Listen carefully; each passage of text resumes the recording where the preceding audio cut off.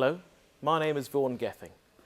I'm the Assembly Member tasked with chairing the Environment and Sustainability's Task and Finish Group on the Common Agricultural Policy reform proposals. Proposals being made by the European Commission on the 12th of October to try and reform how CAP works across the European Union. These proposals will have a big impact on the Welsh agricultural sector. We've launched an inquiry and we want to hear your views. We want to know how these reforms affect you and affect life around you. If you're interested in taking part, in giving evidence, in writing to us, please do contact us.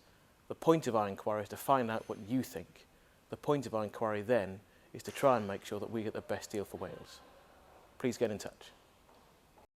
Gynulliad Cenedlaethol Cymru yw'r corff sy'n cael ei ethol yn ddemocrataidd i gynrychioli buddiannau Cymru a'i phobl, i ddeddfu ar gyfer Cymru ac i ddwyn Llywodraeth Cymru i gyfrif.